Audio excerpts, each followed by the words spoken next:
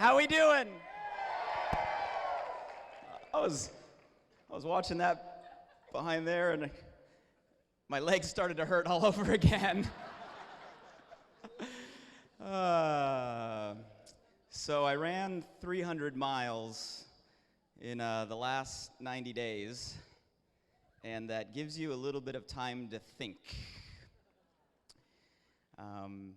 And going through that experience, I realized that there's a lot of things that I learned throughout the 90 days, and especially on race day, that I think can apply to everybody in this room when it comes to applying a marathon mindset to your VI life. So is it okay if I take some time up here today to share with you guys kind of 6 thoughts, 6 lessons that I got from that experience that I think will help you with your mindset? Is that okay if I share that with everybody this morning? Yes? I can share anything? Thank you, Tina. You know, it's interesting. I've been doing challenges like you saw up there for 7 years, right? Since 2009. And I'm always looking for something new, right? How many guys are focused on a challenge goal right now? All right. How many guys are on your, you've done more than 1 challenge? More than 2, right? More than 3, right? So we're always looking for something new, something to stretch us, right? Something to challenge us. And, you know, over the last 7 years, there's always been instances where someone would run up to me and they would ask me, well, Blake, have you ever thought about running a marathon? And my initial answer would always be, no. and I would always reply, well, I'm not a runner. I'm not a what? Runner, right? And that would be my answer. I'd say I'm not a runner. Now, in the back of my mind, I'm like, why in the world would anybody willingly go run for 26.2 miles consecutively, right? Why in the world would anybody go do anything active for 4 to 5 hours straight, right? People would say that, and I go, those people are crazy. How many guys think that when you see that? And that would be my mindset, right? Matter of fact, kind of side note story, the week before that race, I was having dinner with Nick, and we're sitting down, and in the middle of dinner, Nick says, well, you know, you're crazy. You know where the term marathon came from, right? And I was like, actually, no, I didn't know the story. He's like, yeah, you know, look it up. It was back from hundreds of years ago in the middle of a victory in Greece where they were celebrating a victory, and they sent a courier or a messenger from the city of Marathon to go to Athens, right, to notify, you know, the king and the magistrate of the victory. And the distance between the city of Marathon to Athens was what? You guys want to take a guess? 26.2 miles, right? And the courier ran, he gave the king the message, they went and celebrated over the victory, and then the courier died. No, true story. He died from exhaustion, from running, right? I'm like, Nick, you've given some motivational speeches in your life. This is not one of them. No, I hadn't heard that story. Thank you for sharing that 3 days before I go run the race. I appreciate it.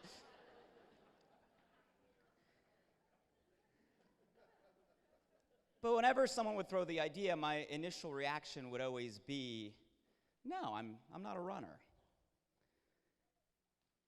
And then I got to thinking about, what does that even mean? I'm not a runner. The only difference between someone that says they're a runner and someone that says, no, I'm not a runner, is the story that they're telling themselves.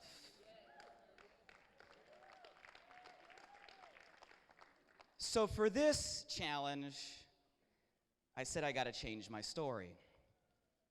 I said I'm going to be a runner. You guys, when it comes to this business, when it comes to growing your business, when it comes to growing your life, we can't let ourselves get stuck in the story that's keeping us where we are today. Because on Friday night, we shared the Visalis story. How many of you guys enjoyed that section of the event, right? And Nick kind of shared a part of it just now in the introduction. I remember, right, at 19 years old, when I, saw this for the very first time, I had a story. My personal story was a story of supposed to. A story of what? Supposed to. That was my story. Right? I was supposed to go to school. Most years I got perfect attendance, is what I was supposed to do. I was supposed to get good grades. Nick shared with you. I graduated with a 4.2. I was supposed to go to a good school. I went to a top 6 university. I was supposed to get degrees. I got the degrees. I was supposed to go get a good job. That's what I was what? supposed to do. I got introduced to this industry, and all of a sudden, I had to change my story. I remember being at a party with relatives right when I graduated college. You guys put yourself in that scenario. Oh, top 6 university, these degrees, right, magna cum laude, did all of this, right, had the resume, and everybody around you, your friends, your family, your significant others, when you graduate college, the whole world asks the exact same question. So, what are you gonna do what now? And here's me, after doing all of that, and I look at them and I say, I'm gonna build a home-based business. Wanna save money on your long-distance phone bill?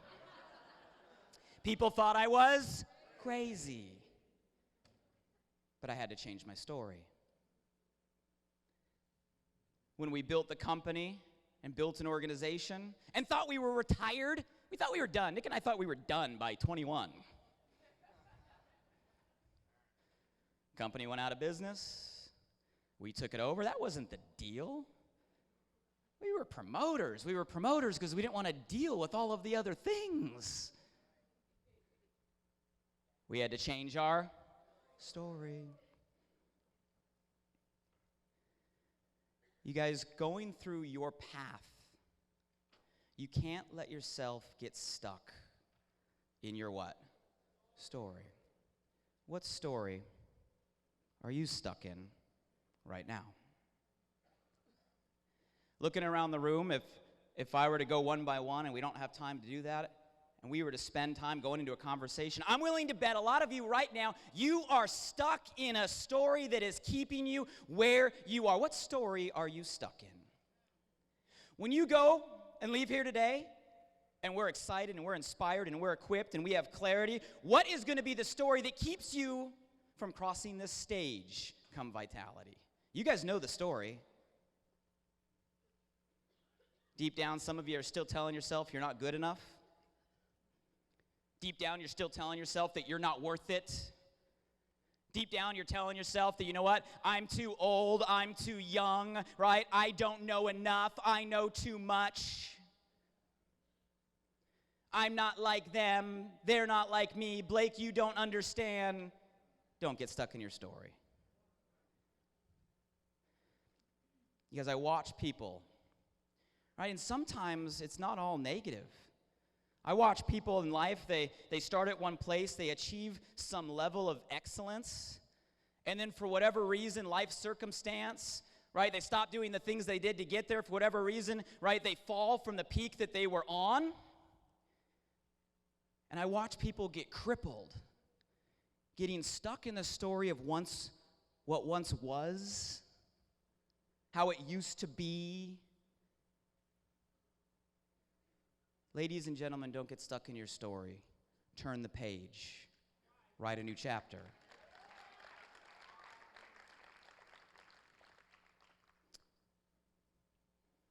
Your present circumstances don't determine where you can go. They merely determine where you can start. And here's what I can tell you, no matter what situation you're in right now, no matter where you're at, how old you are, how long you've been here, what you don't know, who you don't know, right? What your skills are, what your skills aren't. Here's what I can tell you. Say, Blake, tell me. In every single one of your scenarios, I can always find somebody in the same situation or worse that is out there making it happen because they have the desire and they refuse to get stuck in their story. Change your story. Everybody say, I'm going to change my story. So I made a decision to say, I'm a runner. But once you make the decision to change your story, it doesn't end there. You got to make a real commitment. You got to make a real what? What I loved about ViCommit, how many of you guys had fun with ViCommit as far as the campaign? What I loved about ViCommit is it forced you to make a what? Commitment. You guys, January 2nd, we started the event. I filled out my sheet. I didn't just fill out my sheet. I went and researched, right, marathons that would fit in my schedule. Some of you guys are like, Blake, why in the world would you pick that marathon for your first marathon? You guys want to know the honest answer why? It's the only one that fit in my schedule. True story. I had to do it in the first how many days? 90. It was the only one that fit in my schedule. So I registered. I didn't say I would register. I didn't say, okay, this is the one I'm going to do. No, on January 2nd, I went and what? Registered. And you know what I did is I took the registration, and that was what I forwarded out to a group of family and friends, and I just sent the registration. I said, I'm running a marathon. Anybody in? I made the commitment. You guys, it was from that point forward that I knew I was going to run a marathon. It wasn't March 19th. It was January 2nd, because I made the what? Made the commitment. Made the commitment. You guys, commitment comes first. I don't know where in life we've gotten so derailed as like a society that we want the compensation before the commitment. Everybody wants the reward before the personal responsibility. Commitment comes first. But Blake, you don't even understand. You know, my team isn't growing as fast as I thought, so I can't put in the time. Hello? Your team isn't growing as fast as you want because you're not committed to putting in the time. Blake, you don't understand, right? I'm not making the money that I really need, right? I got to do other things. No. You're not making the money you really need because you're out there doing other things. Commitment comes first. Commitment comes what? First. You guys, I'll give you a framework. You heard me share it in the video. It's something that Nick and I have used for years. GSA. Goal, strategy, action. That's what you commit to. What's the goal you want to achieve? You make a commitment to it. You write it down. What's the strategy, the steps, the how, right? How are you going to accomplish that goal? You write it down. What's the action plan you plan to take? Same thing, you guys saw it in the video. If you watched any of my other challenges, I start every challenge with the same thing. Here's the goal. Here's the strategy. Now I'm going to take what? Action. You guys, the same thing. You use it for every aspect of your life, every aspect of your business. What's your goal, right? When it comes to April, what's your goal? What's your strategy, right? Apply action. When it comes to what you want to do between here and Vitality, what's your goal? What's your strategy? Then apply what? Action. How many guys are excited about that whole 80 and 90 by show of hands? Like, come on, okay, I'm going to call you out. Who actually signed the success contract last night? Oh, come on. Give these people a big round of applause. Bigger, bigger, bigger, bigger, bigger.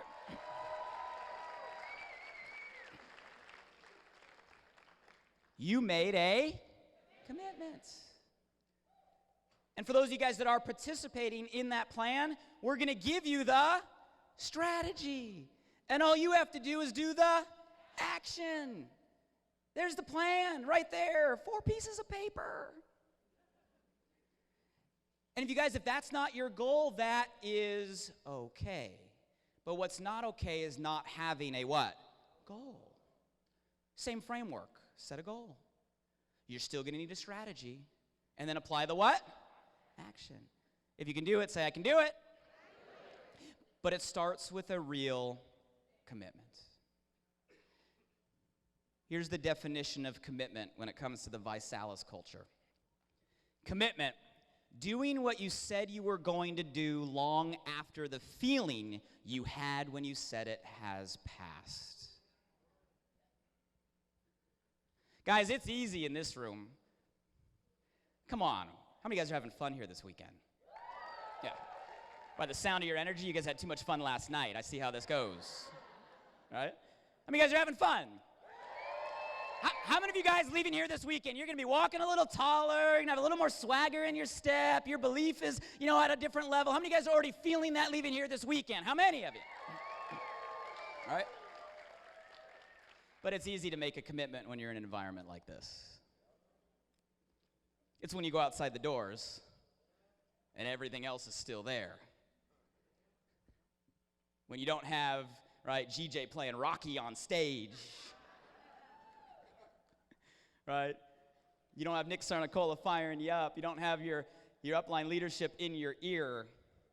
And that feeling isn't at the same level. The question is, Are you willing to do what you said you were going to do, even after the feeling you were in when you said it has passed? That's what? Commitment. Guys, people follow people with both feet in. People follow people with both feet in. Think about yourself. Do you follow a leader that has one foot in and one foot out? And they can tell you they have both feet in. But guys, we're people. Let's be honest. Do we know when we're following somebody with one foot in and one foot out? What does Maxwell say? Your talk talks and your walk walks, but your walk talks louder than your talk talks. You can tell people, I'm all in. But people know when you're all in. It starts with what? Commitment. So I had to change my story. I went from saying I'm not a runner to I'm a what? Runner. I made a commitment because commitment comes first, right? But that's not it, right? Because I couldn't have just stopped on January 2nd and be like, I'm in, here it is. That wouldn't have worked. I had to put in the time. I had to put in the time. I had to put in the time. You heard it in the video. 300 miles in less than 90 days. Do the math on that. Rich Paul, my friend, he's like, you realize that's like running from Los Angeles to Las Vegas. Actually, that's only 250 miles. Had to put in the time. A marathon, that wasn't something that wasn't something I could just go do, right? Especially that one. 5th hardest course in the world, they say. That wasn't something I could just show up, right, suck it up and get it done. That wasn't going to happen, right? I had to put in the what? Time. I had to put in time. I don't have the time. Guys, in the last 90 days, I did an entire January launch event. We did an entire RST tour. I did 2 European event tours, right? I ran the operation of the company while launching a few things you guys are seeing in January and here this weekend. Oh, by the way, I had a 3-month-old son, right, that just turned 6 months on Friday, right? I'm not looking for applause. I found the time.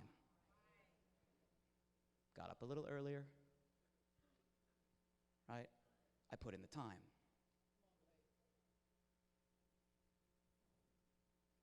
Because I only started running last year. When I started running, I couldn't even run a mile. True. Ran a mile. I was tired. I built up to 3 miles. I was taking breaks in between.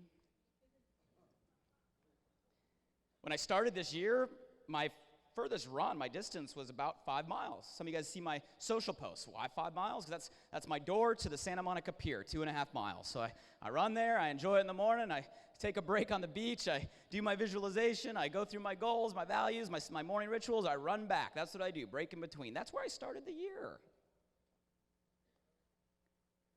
And then it went from 5 miles to 6 miles, and 6 miles to 8 miles, and 8 miles to 15 miles, right? Because I put in the what? Time. I was about halfway through, and I was like, I'm gonna do a confidence booster. I'm just gonna go out, I'm gonna run 20 miles. I just wanted to prove to myself that I could what? Do it. So I went out, like day 45-ish, I went out, I ran 20 miles.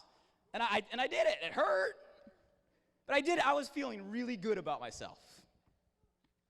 Was in the office, and one of our promoters dropped in. His name's Simon Rose, works with Jason Silverthorne out there. He's an Ironman guy, one of those crazies.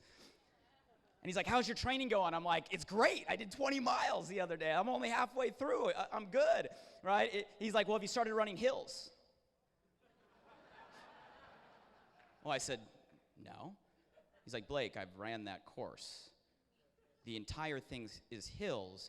And you know when you run hills, you use entirely different muscles than when you run flat. I said, No, I didn't know that.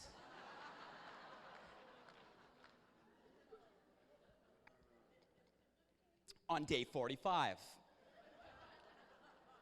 Next day, I went and found some hills. I ran 2 miles. True story. I was done. I was done after 2 miles. Starting all over again. Now I was a little scared. It's like, you ruined my confidence, man. Those who were around me, they're asking, how's the training going? The week before, I was like, awesome. That week, I'm like, I'm concerned. And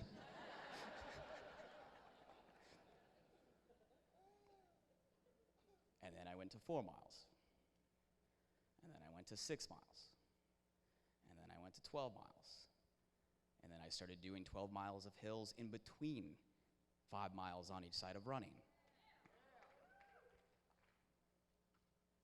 You got to put in the what? Time. And then people come into this business, and they're in their first month, and they get frustrated that they're not good at this. Hello? What did you expect? You were going to step on the course and crush a marathon? You got to put in the what? Time. You're not going to be an expert day 1. You're not going to be an expert day 30. You're not going to be an expert year 1. You got to put in the what? Time. You guys, in the book Outliers, Malcolm Gladwell does an amazing job and a thesis supporting that it takes 10,000 hours to become an expert in anything. 10,000 what? Hours. What hour are you on? And until you're past 10,000 hours, then don't worry about it. You're doing just fine. You're doing just fine. But when you put in the time, you got to put in the time doing the things that you want to get good at. You guys, I had a limited amount of time, and I was committed to a deadline. I didn't spend time thinking about running. I was what? I didn't spend time reading about running. I was what? I didn't spend time on Zooms talking about running. I was what? I didn't start WhatsApp threads to chatter about running. I was what? I was what? Running, because none of those things were going to help me on race day. The only thing that was going to make me good was me getting good at what? Running. When you put in the time, you got to put in the time doing the things you want to get good at. You want to get good at recruiting? Put in time at recruiting. You want to get good at getting customers? Put in the time getting what? Customers. You want to get good at having a party? Put in the time at... Oh, you guys are good at that one. You want to get good at giving a presentation? Put in the time giving a presentation. You guys got to put in the time doing the things you want to get good at. You know what I learned? If you do something every day, you're bound to get better. Guys, if you do something every day, you're bound to get what? Better. If you're not at 10,000 hours yet and you're not an expert, it's okay. What hour are you on? But if you just do something every day, you will get what? Better. I'll say it this way. It's impossible not to. It's impossible. I never use that word. It's impossible to do something every day and not get what? Better. What are you doing every day? Put in the time every day. When I say every day, I really mean what? Every day. Now, I was getting closer to the race, so I was a little concerned. So I started asking people for feedback. Some of you guys saw my post. I started throwing out there. I was like, anybody ever run a marathon? Give me something, right? Give me something. And someone commented on my post, and it just jumped out of all the comments. And the comment was this: Blake, when you go in, run your own race. I grabbed that. That one stuck in my head. I used that one. The night before, when I was shooting that video of, hey, the race is tomorrow, I told myself, tomorrow I'm going to run my own race. I said, you know what? I know there's going to be people ahead of me. And you know what? There's probably going to be people what? Behind me. And I know there's going to be people that pass me. And I hope maybe there's someone that I pass.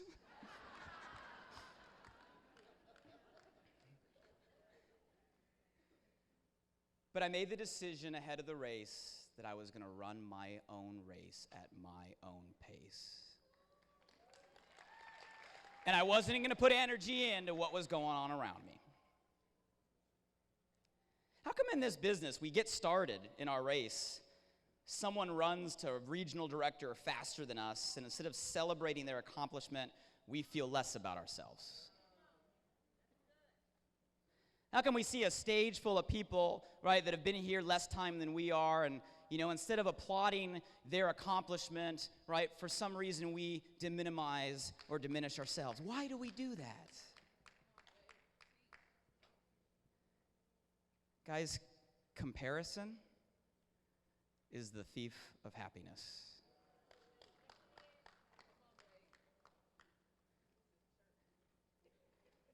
You compete against others, you get bitter. You compete against yourself, you get better. It's not about being better than someone else. It's about being better than you used to be. Guys, run your own race. Run your own race. Run your own race. And don't get me wrong, it was hard. I saw people twice my age taking off faster than me. You guys, I'm competitive, right? Some of us did that strength finder thing. Competition's my number 4. It's up there. I'm seeing someone blow past me. I'm going to run my own race. And you know what?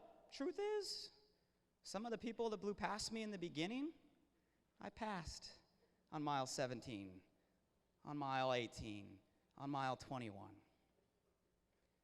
Real truth is, by the time that I crossed the finish line, I didn't think about any of them.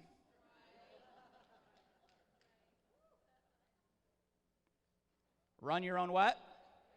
Race. Guys, I've always been too focused on my own grass to worry if somebody else's is greener. What are you focused on? So that's the course. It was literally the whole island. Started on one end, right, all the red X's all the way into Avalon. There's the elevation map. A couple of you guys have asked me, right? You came up and you said, hey, Blake, did you hit a wall? And I answered the same for all of you guys. And the answer is, yeah, I hit a wall. And they're like, where did you hit the wall? And I was like, I hit the wall right before mile 13, which was not where I expected to hit the wall. A marathon's 26.2 miles. You don't want to hit the wall at mile 13. And if you look at it, between mile 12 and 13, you see that little gap? It's flat. Matter of fact, it's pretty much the only flat little gap on the entire map. It was. It's the only flat in the entire race. I passed the mile 12 marker, I was in a flat, and my body started locking up. My legs were barely moving. People started blowing past me. And in that moment, it happened. For the first time in the entire 90-day challenge, the first time in that moment, it hit me like a ton of bricks. I was like, I may not finish this race. And it was an instant. But in that instant, it was everything. And my mind flashed like, I may not finish this race. what is everybody at the finish line waiting going to think? Shoot, I told the entire Visalis community that I was doing this darn thing on this day. What happens if I don't do my bike? All that, right? Boom. On a flat. I instantly shut my eyes, and I literally started talking to myself, and I was like, It's time to control that conversation. It's time to control that conversation.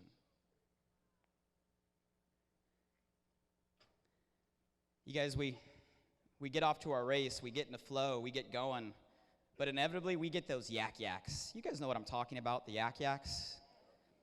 The voices in our head, right, that tell us what we can't do. Those of you guys that are like, voices in my head, what's this guy talking about, voices in my head? That's the voice I'm talking about.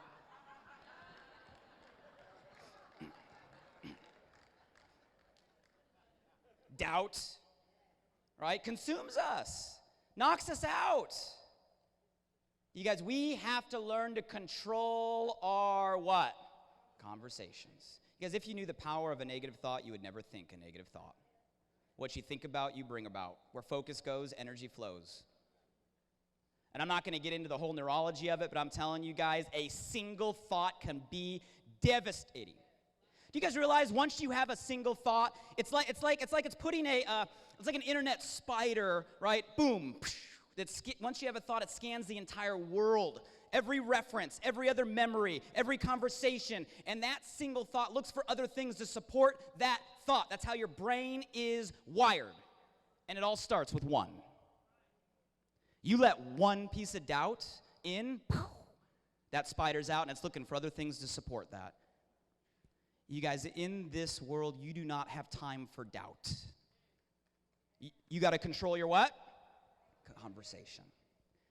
Sometimes the worst enemy is not our competition, right? It's not the people around us, but sometimes our own worst enemy is what's living right between your own two ears. Control your conversation. And to control your inner conversation, start by controlling your outer conversation.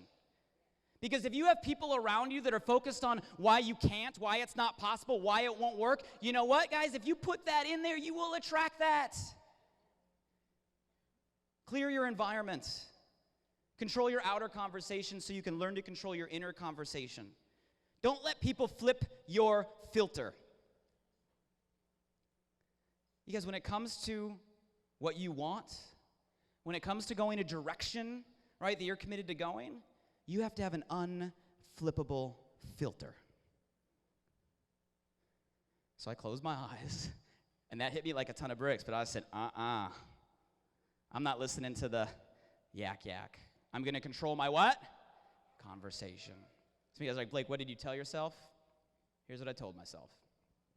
I'm going to focus on the finish line. I'm going to focus on the finish line.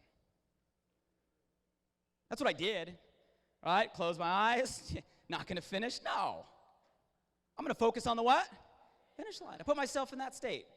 Put myself in that moment where I knew Karis was going to be there, Grace was going to be there, my family was going to be there, I was going to grab that medal, right? That's where I was going to do. I was going to focus on the what? Finish line. Because I got to tell you, that was hard. I was on mile 13. Right after mile 13 was a 10-mile uphill. I hit the wall on a flat on mile 13, right before a 10-mile uphill. And I said, hey, finish line's there. I had faith it was there. I knew it was there. But I started playing games in my own head. I said, you know what? It's there. But right now, I'm just going to focus on the mile markers. I'm just going to go from 13 to 14. When I go from 14 to 15, when I get to 16, I'm going to take a glass of water. Then I'm going to go to 18, I'm going to go to 19. I get a slight downhill at 19. When I get there, I'm going to catch my breath. Right? And then when I get to 19, I'm going to go to 20. When I go to 20, I'm going to go to 23. And I start focusing on the mile markers. Knowing the finish line was there, but focusing on my next step. Guys, this business is the same. In this business, you may not have a tangible finish line, but we all have a finish line. The finish line is why we're here. It's the vision we have. It's the dreams we have. It's living a life by design. It's the life you know you deserve to live. How many of you guys know what that life looks like for your own life by a show of hands? You got to have faith that that's there. You got to have clarity that that's there. You got to know that it's possible for you to cross that finish line, but I got to be honest with you guys, there's going to be times where you can't see that very clearly. Focus on the next mile marker. What's the goal you're running to right now? Focus on the next step. If we can do this, say we can do this. The only way you fail is if you quit. I learned that at 19. My goal was to finish the race. The only way that I would fail is if I what? And that wasn't going to happen. Because who controls that? Who controls that? You guys, this belief has powered us through so many things. Because it puts you in control. Not the circumstance, not the issue, not the problem, not the obstacle. You, because you decide how you respond to all of those things. And at the end of the day, you and only you decide if you what? Quit. You guys, the only thing that separates me from anybody else is when I got to a place where others stopped, I kept going. That's it.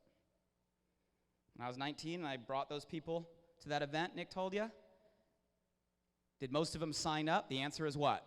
Nope. They stopped. I what? Kept going. And you know what? The ones that signed up, guess what? They quit. And where they stopped, I what? Kept going.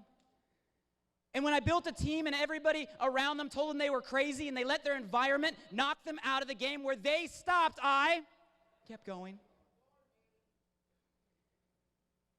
And when life got too hard and life knocked people out and others stopped, I what?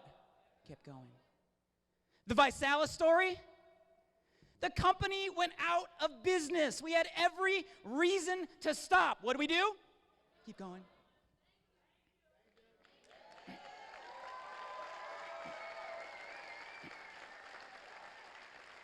The recession collapsed the entire model. We could have given in. What did we decide to do? Keep going.